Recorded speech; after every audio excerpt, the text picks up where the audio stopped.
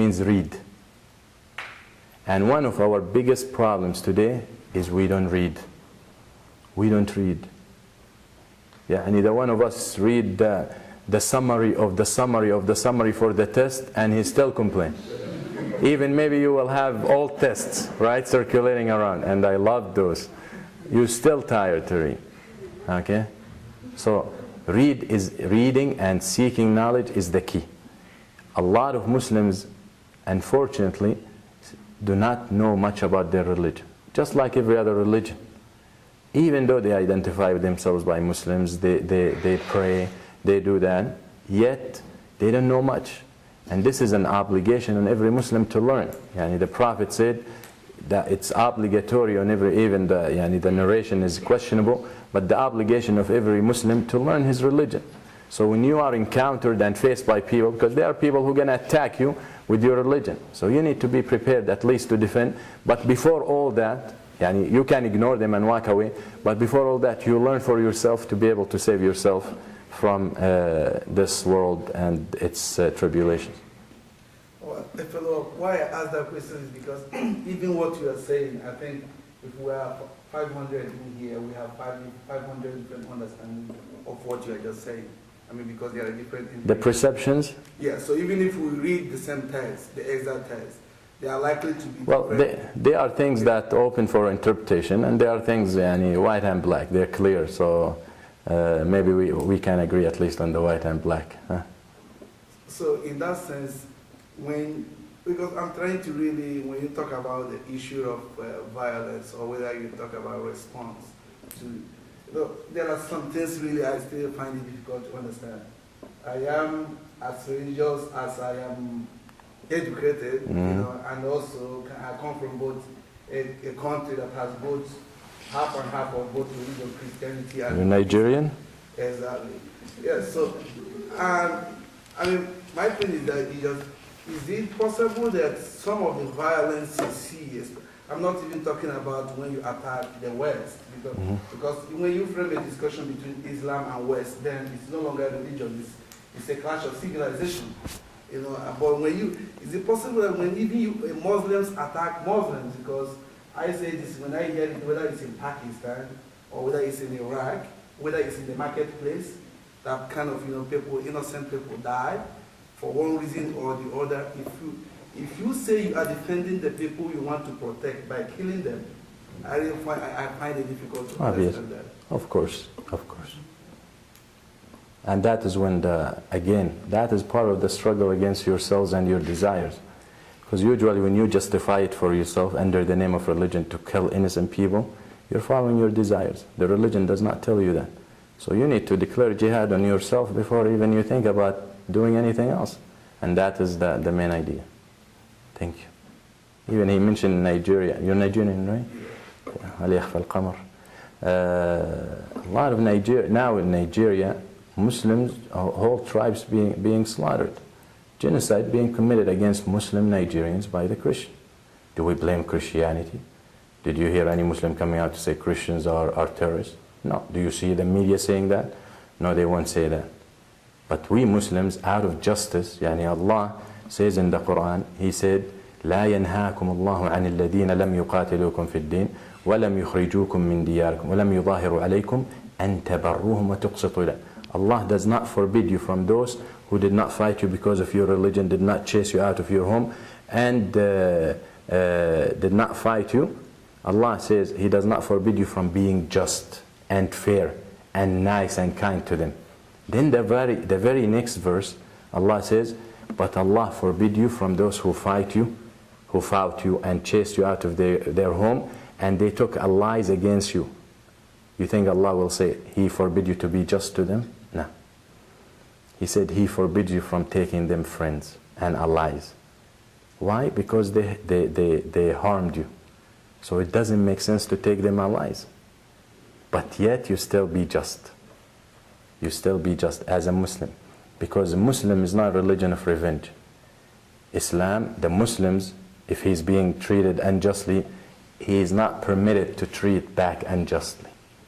If he's being treasoned or traded or betrayed, he's not allowed to betray back. Huh? because Muslim lives in accordance to a system of morality, a system of laws, and a system of etiquette. And this system says, if you are being treated unjustly, you are not justified to act unjustly, because Allah does not love injustice. And that is what the message we try to spread. When I had a woman in my chair and she needed a tooth out, and I looked at her belly. When you give anesthesia, you have to give the right anesthesia if the woman is pregnant. So I asked, are you pregnant? Which is a question on the chart. She got offended. I mean, usually, no, I'm not. Okay, that's it. She was so skinny, and it's not like I thought something else. But when I went to get my anesthesia and came back, she said, yes, I am. Now, who's sitting in the room? Her 6-year-old daughter. That's all I needed to know. Yes, I'm pregnant, so I know what to give you. So she said, yeah, I found out that my husband was cheating on me, and I decided to cheat on him, so I got pregnant. But I'm going tomorrow for abortion. And I'm not exaggerating. This happened in my office in front of a 6-year-old. Okay? Islam doesn't think that way. Which the idea of, if I'm being treated unfairly, I'm going to treat you unfairly. No. No. At every level, a husband with his wife, a wife with her husband, a father with son with his father, a human being with a human being, a fellow human being, with your neighbor. That is the system that Islam comes to call for. Justice. So the Prophet of Islam broke the cycle of revenge. You hurt me, I'm going to get you. Yani what goes around comes around. He broke that cycle. When he was chased out of Mecca, he comes back, he tells them, you're forgiven. But the other people do not do that. And this is Islam. I'm not telling you something I'm not making up stuff.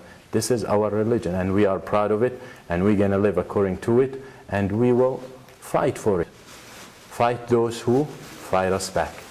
And we have the right to do that. All right? Any other questions? Wow. Well, first, thank you for your lecture. Thank you for having me. I just have a question on the question of empires, because I agree with you when you're talking about, the U.S. now occupying different countries, the U.S. empire, and and then you mentioned about Spain, etc. But at the same time, it's so great of the Ottoman Empire. So is it okay then? So are you okay with imperialism if it's Muslim-led and? No, the idea is we gonna bring justice, and I gave the example of Egypt. I said that the Catholics were oppressed.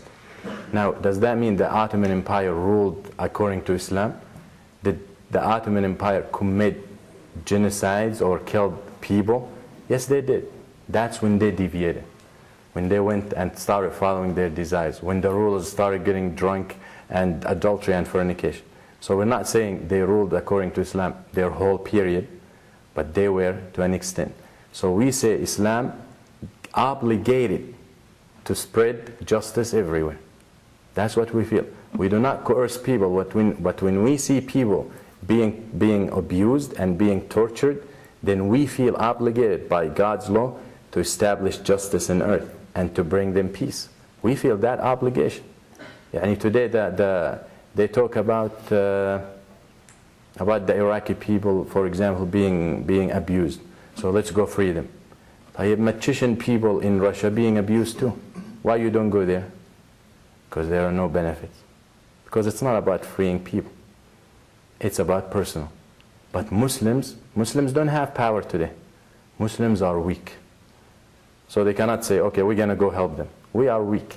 Today, it's due to ourselves and due to external reasons as well. But we are weak to try to spread justice. Muslims is not someone, as I said, passive.